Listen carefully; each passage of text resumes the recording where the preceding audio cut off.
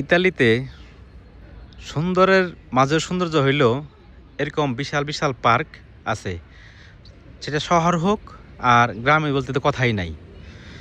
শহরের ভিতরে মাঝে মাঝে মাঝখানে মাঝখানে এরকম বিশাল বিশাল পার্ক করে রাখছে, কারণ বলাই যায় এটা মানবতার দেশ, সুখের দেশ।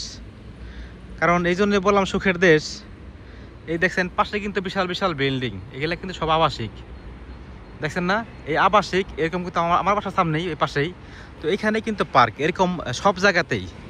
কারণ সব কিছু এদেশে হচ্ছে, এদেশে এমন একটা দেশ সব কিছুই মানে উন্মুক্ত। এখানে উন্মুক্ত বলতে, আর আপনি সারাদিন হয়তো কাজ করবেন, হয়তো এখানে সারাদিন কেউ কাজ করে না, সবাই কাজ করে 8 ঘন্টা বা 4 ঘন্টা এরকম কাজ করে, সপ্তাহে 5 দিন কাজ করে।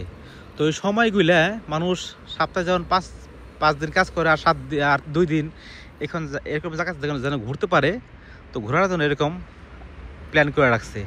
এবং কি সবাই কাজ করে 4 ঘন্টা 5 ঘন্টা 6 ঘন্টা 7, হাইস্টে 8 ঘন্টা বেশিরভাগ সময়টা আর কি। তো ওই সময়টা এখানে যেন ব্যয় হয়। মানে ইতালিয়ান মানুষ এমনই সিস্টেমেরা, আরও 300 বছর পরে কি ঘটবো কি হইব ওই প্ল্যান তার আগে করে রাখে। যে 300 বছর পরের কাহিনীগুলা যে এগুলো সবাই এরা আগে করে রাখে, যে পরে যাতে সমস্যা না হয়।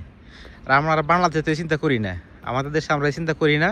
আমরা চিন্তা করি যে এইটা কন্ট্রাক্ট পাইছি এই রাস্তাটা, এই কন্ট্রাক্ট পাইয়া এটা যেমন কন্ট্রাক্ট 20 কোটি কন্ট্রাক্ট, এখানে 5 লাখ টাকা খরচ করবো, সব টাকা আমার, ওই কোনো প্ল্যান নাই এরকম।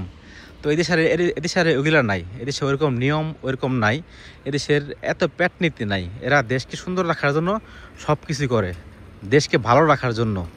তো এমনটাও আশা করি কোনো একদিন আমাদের বাংলাদেশে হবে। অবশ্য ভালো থাকবেন, আবার দেখাবো কোনো ভিডিও নিয়ে। আল্লাহ হাফিজ।